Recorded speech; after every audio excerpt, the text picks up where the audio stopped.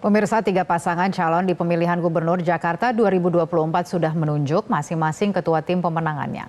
Pada kontestasi Pilkada serentak, ketua tim sukses akan beradu jurus jitu untuk menggait suara warga Jakarta. Beragam cara dilakukan 3 pasangan bakal calon kepala daerah di Jakarta untuk menarik simpati warga Jakarta agar ikut mendukung dan memenangkan kontestasi Pilgub Jakarta pada bulan November 2024 mendatang. Kehadiran ketua tim sukses dengan kekuatan dan karakternya masing-masing diyakini dapat memberikan pengaruh besar dalam upayanya meraup suara pemilih. Komedian sekaligus ketua tim pemenangan pasangan Pramono Anung Rano Karno, yakni Lis Hartono atau akrab disapa dengan Cak Lontong, mengaku akan lebih fokus melakukan pendekatan politik riang gembira di Pilkada Jakarta. Cak Lontong menilai strategi politik riang gembira yang akan ditawarkan ke warga Jakarta akan mampu menyampaikan visi dan misi pasangan Pramono Rano dengan efektif. Bagaimana supaya tujuan dari Mas Pram dan Bang Dul membuat warga Jakarta bahagia ini bisa segera diwujudkan. Makanya kita ingin dalam mencapai membahagiakan warga Jakarta pun kita gunakan dengan cara-cara yang bahagia. Karena dengan cara bahagia dan dengan orang-orang yang sudah bahagia seperti Mas Pram dan Bang Dul inilah, maka kita punya modal untuk bisa membuat warga Jakarta bahagia. Sementara itu, politisi senior Partai Gerindra Ahmad Riza Patria mengaku sudah ditelepon oleh Ketua Umum Partai Gerindra Prabowo Subianto serta mendapat mandat untuk menjadi ketua tim sukses pasangan Ridwan Kamil Suswono. Ariza mengaku sudah membentuk susunan tim ses bersama 15 parpol pengusung pasangan Ridho dengan melibatkan sejumlah tokoh dari generasi milenial atau kalangan anak muda, juga komunitas serta elemen masyarakat yang ada di Jakarta.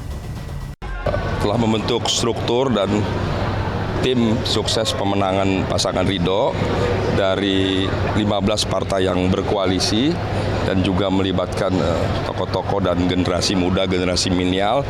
Seperti sampaikan tadi Bang Emil, akan lebih banyak ya memberikan kesempatan generasi-generasi muda yang cerdas, yang keren, yang kreatif seperti Anggi nih, yang muda-muda, yang ganteng, yang cantik, yang memiliki integritas ya untuk bisa membantu ya pemenangan daripada pasangan Ridho.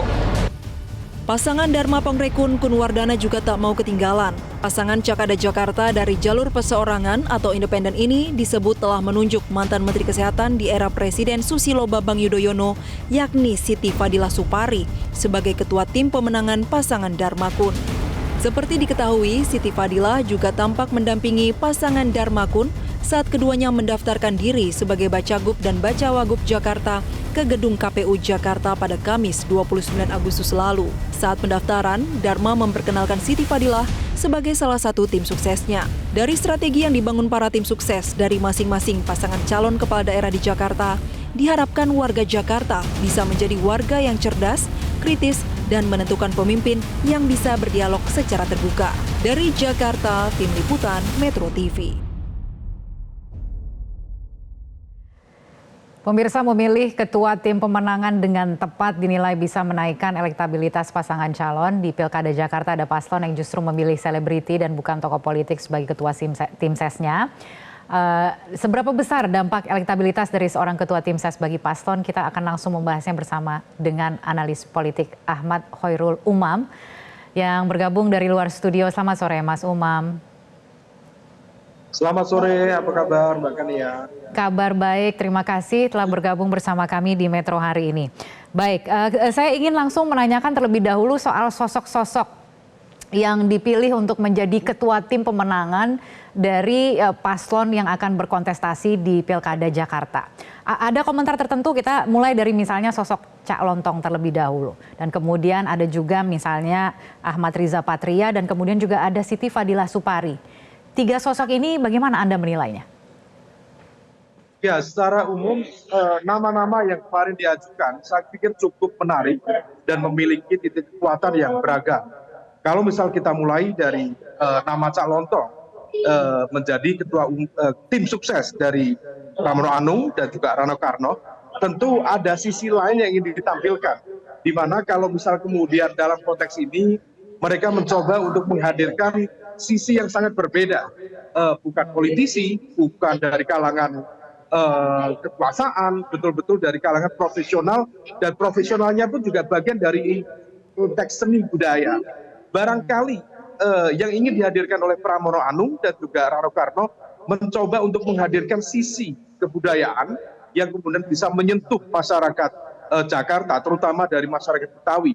Meskipun Cak Lontong sendiri berasal dari Surabaya, bukan dari Betawi itu sendiri. Tetapi meskipun ada sisi lemah, sisi kuat, Cak Lontong mencoba untuk menjadi komunikator politik yang cukup baik dalam konteks menjembatani kekakuan komunikasi politik yang ada. Nah, ini berbeda dengan tim dari Ridwan Kamil misalnya, yang per hari ini mengalami proses dinamika yang cukup beragam. Kemarin sudah muncul nama Pak Syaroni dari Nasdem, tetapi hanya hitungan 1-2 hari kemudian terjadi revisi dalam konteks nama dan positioning sebagai ketua tim sukses. Artinya dalam kapal besar tidak mudah juga sebenarnya menentukan nahkoda. Meskipun di saat yang sama infrastruktur politik dari kekuatan politik pendukung memang tetap menjadi kekuatan utama dalam meraih potensi kemenangan di pilkada yang akan datang. Adapun Bu Siti Fadila Supari, saya pikir beliau Sebentar, tokoh senior. sebelum kita ke situ, Mas Umam. Di saat yang sama, beliau memang bukan orang politik, sehingga kemudian penguasaan terhadap lapangan, bagaimana kemudian cara untuk how to deal with berbagai ragam komunitas di Jakarta dengan elemen civil society, barangkali juga akan mengalami tantangan. Tetapi kalau misal kemudian usaha itu dilakukan dengan baik, dijalankan secara disiplin, saya pikir hasil tidak akan pernah mengkhianati usaha. Oke, baik. Tapi kalau kita kembali dulu ke sosok yang tepat untuk ketua tim pemenangan RK Suswono, kan kita sudah mendengar Ahmad Riza Patria walaupun juga belum diresmikan begitu ya. Ada kemungkinan ini adalah sosok yang mungkin bisa disepakati. Tadi Anda mengatakan bahwa ini ya karena perahunya besar, jadi tidak mudah gitu untuk mendapatkan kesepakatan dari semua partai. Ada 15 sampai dengan 18 partai bukan begitu yang memberikan dukungan untuk pasangan ini. Kemungkinan besar Ahmad Riza Patria akan disepakati untuk menjadi ketua tim pemenangan, apa plus minusnya? Kalau begitu dibandingkan dengan dua sosok yang lain? Ya tentu dalam konteks ini tampaknya ada upaya, ini bagian dari langkah mitigasi secara politik pasca Pak Riza Patria tampaknya juga dalam proses pencalonan di level Tangerang Selatan misalnya mengalami kendala. Maka kalau misalnya kemudian Riza Patria misalnya didorong untuk menjadi bagian dari tim dalam proses pemenangan ke depan, maka ini adalah salah satu upaya penegasan kembali, penebalan kembali, terutama pengalaman beliau sebagai mantan gubernur DKI Jakarta, penguasaan terhadap lapangan, kemudian komunikasi dengan sejumlah jaringan di dalam lingkup masyarakat DKI Jakarta, tampaknya akan menjadi bagian dari pertaruhan besar yang akan menavigasi dalam konteks elektoral ke depan. Oleh karena itu, ini menjadi ujian, sekaligus juga menjadi media pembuktian bagi seorang Riza Patria dan juga tentu nama-nama lain dari berbagai partai-partai politik lain. Dan kalau misal kemudian seperti nama Riza Patria, saya pikir itu bisa menjadi salah satu alternatif solusi karena kekuatan terbesar dalam konteks gerbong. Misalnya Ridwan Kamil, Golkar sudah direpresentasikan oleh Ridwan Kamil, kemudian PKS sebagai pemenang di di pemilu Jakarta sudah mendapatkan posisi cawagup, maka nama atau kekuatan besar yang ada di Jakarta salah satunya adalah Gerindra. Nah, Gerindra dalam konteks ini diposisikan memang sepatutnya pada posisi tim sukses, ketua tim sukses. Nah, posisi ini yang kemudian akan memberikan ruang bagi optimalisasi sekaligus juga upaya menghadirkan insentif elektoral yang memadai di luar kekuatan elektoral yang dimiliki oleh cagup dan juga cawagup yang ada. Oke, pendekatan seperti apa sebenarnya yang bisa diterima di Jakarta? Karena kalau kita melihat karakteristik pemilihnya ini kan berbeda-beda. Ya, memang pendekatannya cukup beragam. Bagaimanapun juga segmen dari masyarakat Jakarta itu juga sangat kompleks. Ada sejumlah kalangan yang memang berasal dari kalangan menengah atas, bahkan segmen-segmen elit juga ada di Jakarta. Tetapi ingat, dari masyarakat Jakarta yang berasal dari segmen masyarakat menengah bawah, terutama terkategori miskin dan juga hampir miskin, juga cukup tebal. Misalnya di Jakarta Utara, di Jakarta Timur, sebagian Jakarta Barat, dan juga sebagian di Jakarta Selatan. Nah, sebaran ini yang tampaknya dalam konteks tertentu agak sensitif terhadap isu-isu yang sifatnya sensitif terkait dengan isu identitas dan sebagainya. Termasuk mereka juga cukup vulnerable terhadap praktik politik uang. Nah, oleh karena itu pola-pola pendekatannya juga harus berbeda. Didekati dengan konteks keseharian mereka, apa yang menjadi concern mereka, apa yang menjadi kebutuhan mereka, tentu itu akan jauh lebih teknikal dan juga akan jauh lebih strategis. Bukan sekedar pendekatan dengan ranah gimmick, dengan misalnya mobil pink atau mobil curhat. Dalam konteks tertentu itu baik untuk gimmick, tetapi dalam konteks kehidupan sehari-hari masyarakat Jakarta, saya khawatir akan ada gap yang cukup serius dalam konteks upaya menghadirkan public delivery service yang baik. Dan yang tidak kalah penting, masyarakat Jakarta yang berada di wilayah pinggiran, di teluk-teluk Jakarta, di wilayah periferal, itu juga harus dipikirkan. Oleh karena itu, kesenjangan yang begitu dalam di Jakarta antara si kaya, si miskin, antara di level pusat termasuk di wilayah periferal, maka itu harus betul-betul disentuh dengan baik. Kalau misal narasi itu bisa tepat dibangun, maka shifting secara elektoral bisa terjadi. Dulu kita masih ingat, di momentum ketika Jokowi berhadapan dengan Fauzi Bowo, hampir semua materi survei berkeyakinan bahwa Pak Fauzi Bowo akan menang satu putaran. Tetapi begitu kemudian waktu itu Jokowi menggunakan narasi yang lebih ringan, lebih down to earth, dengan narasi-narasi kebijakan yang lebih mengena, maka shiftingnya juga bisa dirasakan dan akhirnya menang dalam sebuah pertarungan. Nah, ini harus menjadi sebuah pelajaran yang baik bagi Ridwan Kamil, bagi Mas Pramono Anung, termasuk juga bagi Pak Dharma. Nah, kalau bisa melakukan itu, saya pikir potensi kemenangan bisa terjadi. Ada kemudian misalnya yang diusung oleh pasangan Pram Rano begitu dengan ketua tim sesnya Cak Lontong yang mengatakan pendekatan yang akan diambil adalah bagaimana menciptakan pilkada yang diisi dengan kegembiraan gitu ya. Dikatakan misalnya pendekatannya itu bagaimana membuat politik riang gembira begitu, yang seperti itu. Apakah yang hal-hal seperti itu pendekatan yang memang laku untuk dijual di Jakarta atau apa kira-kira yang mungkin bisa di relate gitu dengan warga di Jakarta? Makanya concernnya masih sama. Politik riang gembira itu adalah ranah jargon yang harus didetailkan.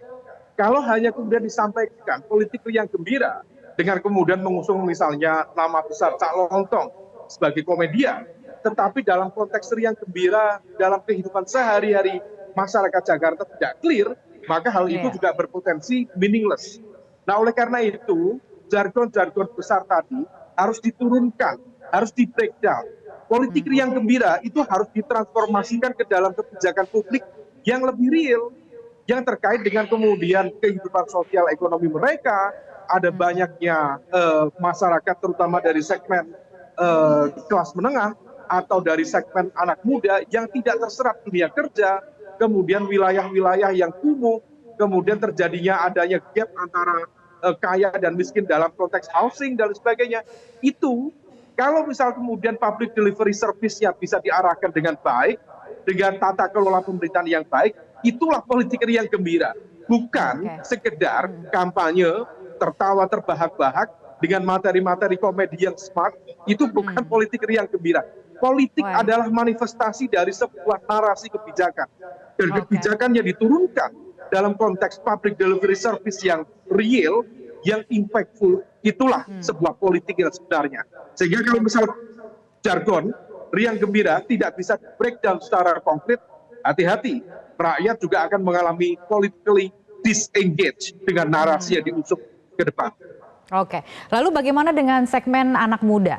Tadi kan juga sempat disinggung gitu oleh Ahmad Riza Patria ya, dikatakan bahwa dalam struktur nanti kalau dia kemudian ditunjuk sebagai ketua tim pemenangan itu akan melibatkan tokoh-tokoh lintas generasi, anak-anak muda ini akan diberikan kesempatan untuk juga berkontribusi gitu dalam tim sukses. Kira-kira segmen anak muda ini seberapa berpengaruh untuk konteks Jakarta? Ya, kalau misal bicara anak muda di Jakarta, memang segmen cukup besar. Kalau kita cermati dari jumlah DPT di pemilu 2024 yang lalu, masyarakat Jakarta itu yang kategori milenial itu ada di angka sekitar 37%. Kemudian yang terkategori generasi Z ada di angka sekitar 15-17%. Angkanya cukup besar. Artinya bahwa dari segmen pemilih memang anak muda lebih dominan. Yang menjadi tantangan dalam konteks narasinya, maka sekali lagi harus diturunkan. Kalau misal kemudian strategi pendekatan segmen anak muda bisa dilakukan dengan baik, maka potensi kemenangan bisa semakin terbuka dilakukan. Tetapi sekali lagi, narasi kebijakan, narasi kampanye dengan mengutamakan anak muda bukan sebatas memasang nama-nama besar artis, nama-nama besar anak muda di dalam struktur tim kampanye. Tetapi sekali lagi, apa langkah kebijakan alternatif yang bisa ditampilkan, yang bisa diaturkan dalam konteks kebijakan publik yang berdampak pada anak muda tentang kehidupan sehari-hari mereka, tentang pendidikan mereka, tentang kesehatan mereka, tentang isu stressful yang selama ini membayangi anak-anak muda, termasuk tentang dunia kerja yang tampaknya betul-betul menjadi concern utama dari masyarakat anak muda, bukan hanya di Jakarta, di berbagai wilayah di Indonesia. Nah, ini yang kemudian kalau bisa dijawab dengan baik, dengan pendekatan yang lebih impactful, dengan pola-pola informasi yang tersebar secara sistematis, saya pikir itu akan menjadi sebuah pendekatan yang memiliki potensi kemenangan lebih besar. Tetapi sebaliknya, kalau sifatnya lagi-lagi hanya gimmick, maka saya pikir selain tidak mendidik secara demokrasi, juga tidak akan memberikan impact apapun selain gimmick-gimmick dan juga isu-isu yang rasanya juga tidak begitu mendidik dalam proses demokrasi kita ke depan. Jadi gimmick sudah tidak laku lagi, apalagi di Jakarta begitu ya. Tapi kalau kita bicara soal isu gitu ya, isu mana sih sebenarnya sekarang yang mungkin layak untuk disikapi atau kemudian diturunkan begitu mengenai kebijakan yang akan dijalankan oleh masing-masing paslon begitu. Ada soal kemacetan, polusi, kemudian juga banjir dan lain sebagainya. Ini masih isu-isu yang sama atau Anda melihatnya seperti apa? Adakah perubahan isu-isu yang kemudian ke depan ini juga kemudian harus dipikirkan seperti apa? Ya, secara umum Mbak Kania, memang di Jakarta isunya tidak mengalami perubahan signifikan. Masih terkait dengan konteks isu sosial ekonomi, yaitu tentang konteks serapan tenaga kerja yang masih terbatas, kemudian dunia pendidikan yang tampaknya ada ketimpangan, terutama di wilayah periferal, di wilayah pinggiran, kemudian isu lingkungan, baik dalam konteks polusi udara, termasuk juga konteks kemacetan. Oleh karena itu, di dalam konteks mencari solusinya, ada yang sifatnya otonom, bisa dilakukan oleh Jakarta sendiri. Tetapi di saat yang sama, dalam konteks isu polusi, isu lingkungan, pencemaran, termasuk konteks isu kemacetan, maka betul-betul dibutuhkan sinergi dan kolaborasi dengan pemerintah-pemerintah, terutama dari wilayah-wilayah satelit di sekitar Jakarta. Oleh karena itu, seorang calon gubernur dan wakil gubernur Jakarta harus bisa menjelaskan pola pendekatan apa yang bisa mereka lakukan dengan pemda-pemda di sekitar Jakarta. Bentuk insentif seperti apa yang bisa ditawarkan. Nah, kalau misal kemudian sinergi dan kolaborasi itu bisa dijelaskan dengan baik, maka itu akan mengindikasikan penguasaan yang jauh lebih impactful, yang jauh lebih memadai dalam konteks penataan Jakarta ke depan. Nah, ini yang kemudian kita berharap bisa terjadi. Kita tahu Pak Ridwan Kamil memiliki pengalaman yang baik selama kepemimpinan di Wali Kota Bandung, kemudian Gubernur Jawa Barat. Artinya upaya menghadirkan tata kelola pemerintahan lokal yang baik atau local good governance itu kemudian bisa ditransformasi dalam kebijakan-kebijakan yang real di Jakarta. Pak Pramono Anung juga sama. Beliau adalah orang-orang tokoh yang selama ini bekerja secara konseptual. Beliau konseptor kebijakan ulung, selama ini bekerja di dapur, dan kalau misal kemudian sekarang ditugaskan di panggung, maka ini akan menjadi sebuah pengalaman sekaligus juga exercise kapasitas yang baik. Karena kita tahu juga punya pengalaman di tingkat kepala daerah yang juga bisa dijadikan bekal dengan baik. Adapun Pak Dharma Kun, tentu ini akan menjadi sebuah tantangan yang cukup serius bagi beliau sekali dalam konteks untuk membuktikan jangan sampai tertinggal dalam konteks penguasaan narasi-narasi kebijakan.